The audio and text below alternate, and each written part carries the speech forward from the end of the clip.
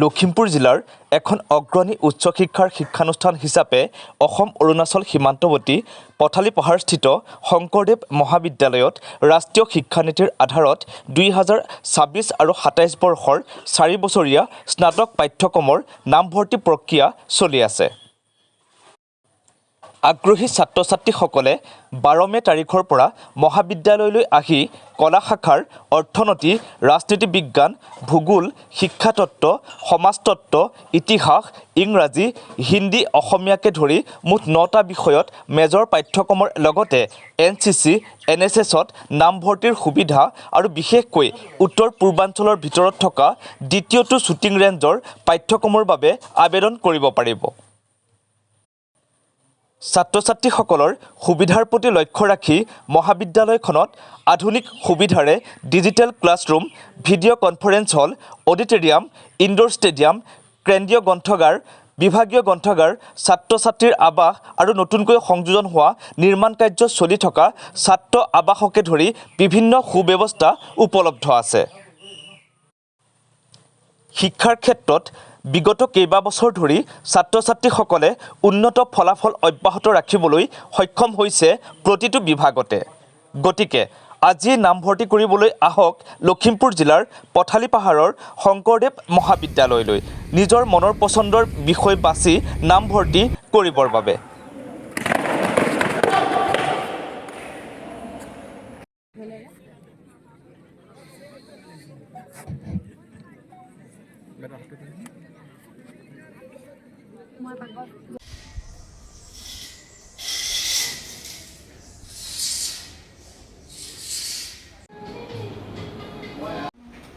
আজি হ'ব নে?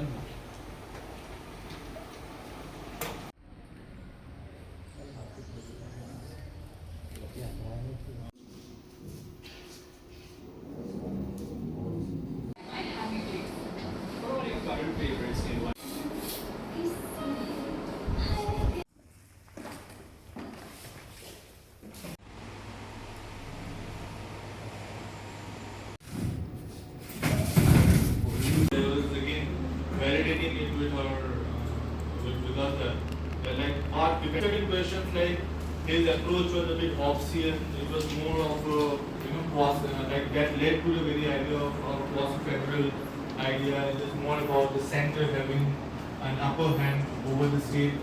আমাৰ আগন্তুক শিক্ষাবৰ্ষৰ বাবে শংকৰদেৱ মহাবিদ্যালয়ৰ নামভৰ্তি প্ৰক্ৰিয়া আৰম্ভ হৈছে।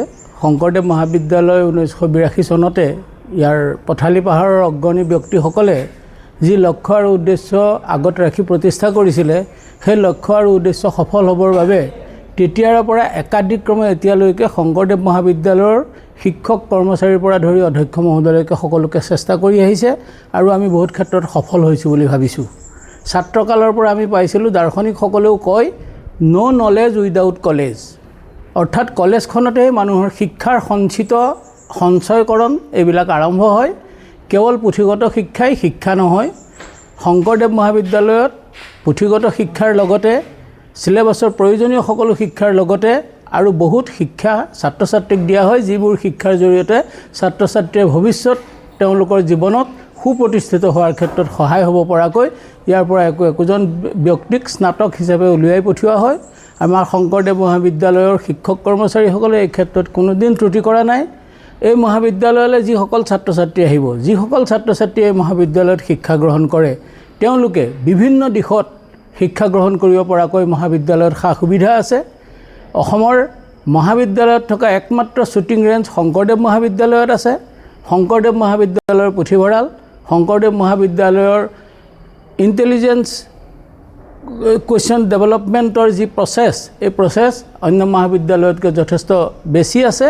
গতিকে আমি ভাবোঁ আমাৰ ছাত্ৰ ছাত্ৰীসকল যদি অধিকাংশ ইয়ালৈ আহে, তেওঁলোকে তেওঁলোকৰ ভৱিষ্যত জীৱনত সুপ্ৰতিষ্ঠিত হ'ব পৰাকৈ শিক্ষা আমাৰ মহাবিদ্যালয়ত গ্ৰহণ কৰিব পাৰিব। লখিমপুৰ জিলাৰ এখন অগ্ৰণী শিক্ষানুষ্ঠান হিচাপে পথালি পাহাৰ অঞ্চলত শংকৰদেৱ মহাবিদ্যালয় ডক্টৰ সোণাৰাম কলিতাদেৱৰ অধ্যক্ষতাত আমাৰ 9টা কলা শাখাৰ নামভৰ্তি প্ৰক্ৰিয়া চলি আছে আৰু মহাবিদ্যালয়খনত শ্বুটিং ৰেঞ্জৰ পৰা আৰম্ভ কৰি ভিডিঅ' কনফাৰেঞ্চ হল ডিজিটেল ক্লাছৰুমৰ পৰা আৰম্ভ কৰি আমাৰ বিভিন্ন ছাত্ৰ ছাত্ৰীসকলৰ সুবিধাৰ প্ৰতি লক্ষ্য ৰাখি ইনডোৰ আউটডোৰ ষ্টেডিয়াম আৰু বিভিন্ন বয়জ হোষ্টেলো এটা বৰ্তমান কনষ্ট্ৰাকশ্যন চলি আছে।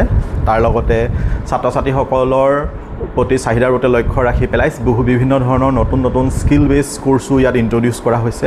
গতিকে আমি ছাত্ৰ ছাত্ৰীসকলক আদৰণি জনাইছোঁ, তোমালোকে আমাৰ মহাবিদ্যালয়ত নামভৰ্তি কৰিবলৈ আগ্ৰহী হ'লে আমাৰ 12 তাৰিখৰ পৰা এডমিশ্যন হেল্প ডেস্কত আমাৰ মহাবিদ্যালয়ত আহিলে আমি তোমালোকক এই প্ৰক্ৰিয়াত সহায় কৰি দিব পাৰিম।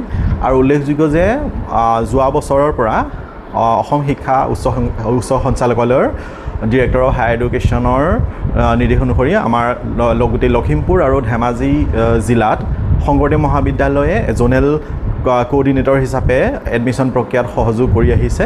গতিকে আমি ছাত্ৰ ছাত্ৰীসকলক আমাৰ মহাবিদ্যালয়ত নামভৰ্তি প্ৰক্ৰিয়াৰ ক্ষেত্ৰত কিবা সহায় সহযোগিতা বিচাৰিলে আমি তোমালোকক সকলো ধৰণৰ সহায় কৰিবৰ কাৰণে প্ৰস্তুত আছোঁ।